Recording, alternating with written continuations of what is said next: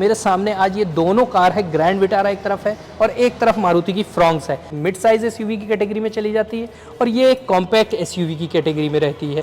DRL दोनों के लगभग आपको सेम मिलेंगे। ये दोनों ही डेल्टा वेरिएंट, तो लगभग 4 इंच का अंतर यहाँ पे है, लेकिन पीछे से आपको एक अच्छा डिफरेंस समझ में आएगा।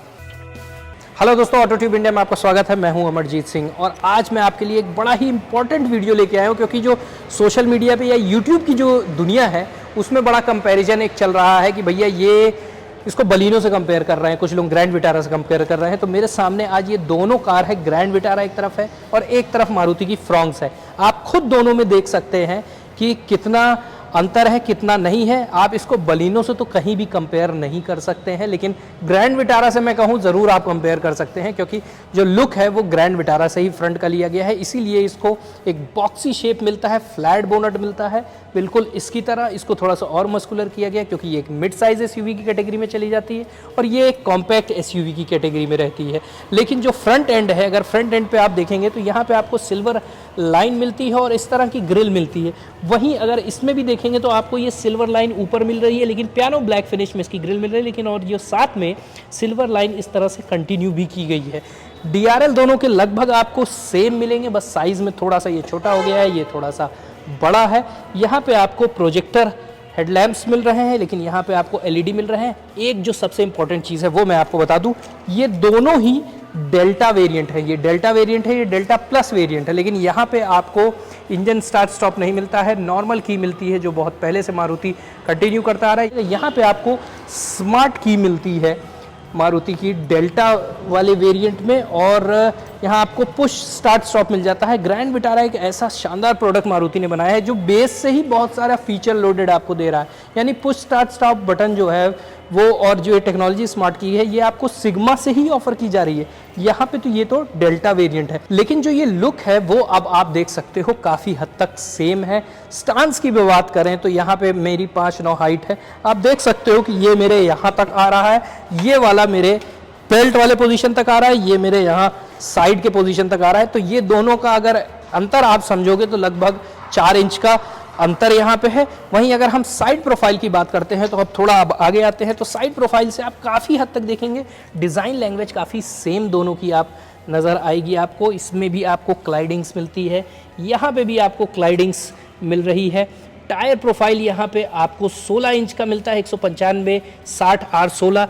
यहाँ पे आपको 17 इंच का टायर मिलता है। खास बात इन दोनों गाड़ियों में ये है कि यहाँ पे आपको एलॉय व्हील्स मिल जा रही है, क्योंकि ये डेल्टा प्लस वेरिएंट है, वहीं डेल्टा में नहीं मिलता है। तो ये डेल्टा वेरिएंट है तो इसमें आपको एलॉय व्हील नहीं मिल रही, व्हील कवर मिल रहा है। लेकिन इन दोनों ही गाड़ियों में एक बहुत अच्छी चीज़ है जो मारुति कंटिन्यू कर रहा है, कि चाहे बेस वेरिएंट हो चाहे टॉप वेरिएंट, टायर प्रोफाइल वही सेम दे रहा है। इवन स्टेपनी में भी आपको, अगर ये 16 इंच है तो पाँचों टायर आपको बेस से टॉप में 16 इंच के मिलेंगे। यहाँ 17 इंच के टायर आपको मिल रहे हैं। वहीं अगर हम ORVMs पे जाते हैं, बॉडी कलर मिलते हैं, टर्न इंडिकेटर्स मिल रहे हैं। थोड़ा आगे बढ़ते हैं तो यहाँ पे इसमें आपको रूफ रेल नहीं ऑफर की जाती है, लेकिन ये डेल्टा प्लस वेरिएंट है। डेल्टा में भी इसके रूफ रेल ऑफर की जा रही है, वो खड़ी है डेल्टा, आप देख सकते हैं कि वहाँ पे डेल्टा खड़ी हुई है, ये डेल्टा प्लस है। तो रूफ रेल्स इसके दोनों ही वेरिएंट मिलता है। हैंडल की बात करें तो यहाँ आपको रिक्वेस्ट सेंसर नहीं मिलता, यहाँ आपको रिक्वेस्ट सेंसर दोनों तरफ मिलता है, मतलब ड्राइवर और को ड्राइवर दोनों पे आपको रिक्वेस्ट सेंसर मिलता है। वहीं पीछे की तरफ आते हैं तो क्लाइडिंग्स ठीक उसी तरह से ही कंटिन्यू की गई है। यहाँ पे भी आप देख सकते हैं, एलॉय व्हील्स भी आप इस तरह से देख सकते हैं। अब हम बैक पे अगर चलते हैं तो बैक प्रोफाइल में आपको समझाते हैं। यहाँ पे भी आपको सी पिलर के बाद आपको एक तरह से कहें कि ये इस तरह से आपको मिलता है। यहाँ पे भी आपको इस तरह से आपको ये एलिमेंट देखने को मिल रहा है क्वार्टर ग्लास के बाद। तो काफ़ी का जो सिग्नेचर स्टाइल है वो कंटिन्यू कर रहा है, लेकिन पीछे से आपको एक अच्छा डिफरेंस समझ में आएगा, क्योंकि यहाँ इसकी हाइट और जो डिज़ाइन है वो थोड़ी स्लोपिंग कूपे टाइप की है, क्रॉसओवर टाइप की है। यहाँ ये आपको प्रॉपर एक मिड साइज़ एसयूवी मिल रही है। लेकिन फीचर्स की बात करें तो दोनों में ही आपको शार्क फिन एंटीना मिल रहा है, भले ही ये बेस से ठीक ऊपर वाला वेरिएंट है। स्पॉइलर दोनों में ही मिल रहा है, डिफॉगर दोनों में मिल रहा है, वाइपर लेकिन दोनों में ही नहीं मिल रहा है। वहीं अगर टेल लाइट की बात करें तो इसमें भी एलईडी मिल रहा है, इधर भी आपको एलईडी मिल रहा है। ग्रैंड विटारा की बैजिंग बड़े में मिल रही है, वहाँ आपको फ्रॉन्क्स की थोड़े छोटे में मिल रही है। स्किड प्लेट की बात करें तो यहाँ स्किड प्लेट सिल्वर और काफ़ी ऊपर तक दिया गया है, ब्लैक टोन के साथ। और साइड में यहाँ पे अगर आप देखेंगे तो यहाँ पे रिफ्लेक्टर इस तरह से आपको दिए गए, ठीक वही डिज़ाइन लैंग्वेज यहाँ भी कैरी किया गया है कि साइड में यहाँ पे आपको turn indicators, back light, reflector दिया गया है। स्किड प्लेट इसमें भी आपको ऊपर दी गई है। यहाँ रिवर्स पार्किंग सेंसर्स हैं जो कि उसमें भी है। और इस तरह से एक तरह कहें आपको ये दोनों का जो डिफरेंस है वो मैंने आपको दिखा दिया। इंटीरियर की भी बात करें तो एक छोटी झलक में आपको मैं दिखा देता हूँ कि आपको समझ में आ जाएगा कि इंटीरियर भी जो कॉम्बिनेशन है, चाहे वो हम दरवाजे की बात करें, चाहे यहाँ पे पुश स्टार्ट स्टॉप आ गया, डेल्टा में यहाँ आपको क्रूज़ भी मिल रहा है क्योंकि काफ़ी फीचर लोडेड ग्रैंड विटारा आती है। यहाँ पे आपको 7 इंच का ही इंफोटेनमेंट सिस्टम मिल रहा है, लेकिन पियानो ब्लैक फिनिश का फ्रेम ऐड कर दिया गया है। ड्राइवर आर्मरेस्ट ऐड हो गया है, लेकिन जो कलर कॉम्बिनेशन मैं बोल रहा था ब्लैक, सिल्वर और मरून का, वो यहाँ पे कंटिन्यू किया गया है। वहीं अगर हम बैक से भी इसको दिखाते हैं तो बैक में भी आप देखेंगे तो वही सेम चीज़, यहाँ सिल्वर एलिमेंट थोड़ा सा बढ़ गया है फ्रंट्स के अपेक्षा। यहाँ पे भी आपको प्रॉपर 3 पैसेंजर्स बैठ सकते हैं यहाँ पे, लेकिन आपको फ्रंट्स में यहाँ पे आर्मरेस्ट और कप होल्डर नहीं मिलता, लेकिन यहाँ पे ऐड कर दिया गया है। 3 पॉइंट आपको सीट बेल्ट यहाँ पे मिलता है और 3rd ड्राइवर का हेडरेस्ट मिलता है। तो ये सारी चीज़ फ्रंट्स में भी कंटिन्यू की गई है। अभी मैं चलता हूँ आपको दिखाता हूँ।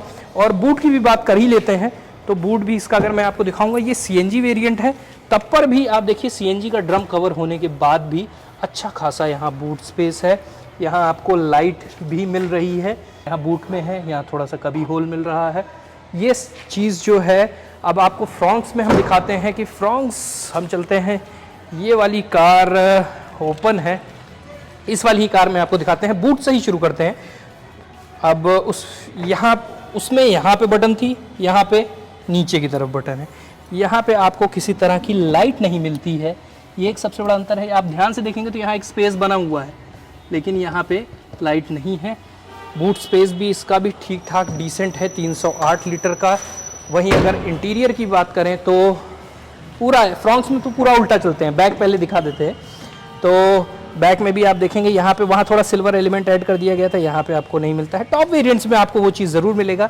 मोर ओवर जो मैं बोल रहा हूँ, कलर कॉम्बिनेशन जो है वो काफ़ी हद तक मारुति अपनी ज़्यादातर गाड़ियों में, Baleno, Fronx, Brezza, grand Vitara सब में कंटिन्यू कर रहा है। लेकिन यहाँ आपको आर्मरेस्ट और कप होल्डर नहीं मिलता। हाँ, ये ज़रूर है कि isofix child seat, 3 point seat belt, ये सारी सेफ्टी के हिसाब से मारुति ज़रूर दे रहा है। यहाँ आपको रिक्वेस्ट सेंसर नहीं है, वहाँ आपको रिक्वेस्ट सेंसर मिलता था। यहाँ पे आपको ये मैनुअल की से है, पुश बटन स्टार्ट स्टॉप नहीं मिल रहा है। लेकिन जो मैं इंटीरियर की बात कर रहा था वो आपको मोरलेस जो बोल रहा हूँ मैं बार बार कि वो सेम मिल रहा है। इसमें इस वेरिएंट में आपको क्रूज़ कंट्रोल नहीं मिलता, लेकिन ग्रैंड विटारा में आपको क्रूज़ कंट्रोल मिलता है। यहाँ पियानो ब्लैक फिनिश था, ये वैसे नॉर्मल ही है, लेकिन टच स्क्रीन ऑलमोस्ट सेम ही है दोनों की। तो वो भी फीचर्स आप देख सकते हैं कि इस तरह से हैं। तो इंटीरियर एक्सटीरियर में दोनों में ही मैंने आपको लगभग वो अंतर बता दिया है कि क्या दोनों में अंतर है। ये दोनों ही SUVs में compact SUV, mid size SUV, proper size के हिसाब से। लेकिन अब आपको ये ज़रूर समझ में आ गया होगा कि इसका कंपैरिजन सही मायनों में तो वैसे करना ही नहीं चाहिए, क्योंकि कोई भी कार ब्रांड होता है वो एक कैटेगरी डिसाइड करता है।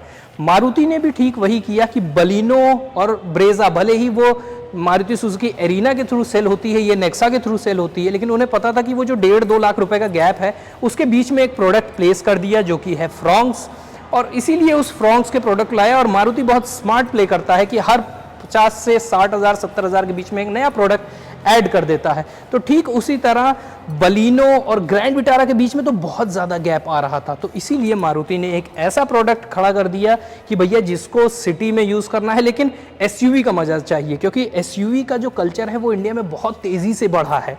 लोग अब हर आदमी थोड़ा बहुत भी अगर अफोर्ड करने की क्षमता रखता है तो वो बोलता है यार SUV लेंगे। तो कहीं ना कहीं सेल और आपका हैचबैक की और सिडान की भी सेल कम हुई है इस SUV के चलते। तो ऐसे में मारुति ने एक नया ही सेगमेंट इजाद किया है और एक तरह से कहें कि कॉम्पैक्ट क्रॉसओवर कॉम्पैक्ट SUV के रूप में फ्रॉन्क्स को ले आया है। तो अब आपके सामने ये एक बड़ा डिफरेंस खुद देखने को मिल गया होगा, और मैं समझता हूं दोस्तों कि काफ़ी कुछ आपके डाउट्स क्लियर हो गए होंगे। अगर मैंने किसी पॉइंट को नहीं पिक किया होगा, आप कमेंट सेक्शन में लिखकर मुझसे ज़रूर पूछिए, मैं बताऊँगा आपको इन दोनों का मेजर डिफरेंस जो हो सकता है इस वीडियो में मैंने कवर नहीं किया हो। तो thank you and always wear your seat belt. Please like, share and subscribe, and don't forget to press the bell icon, and stay tuned to AutoTube India.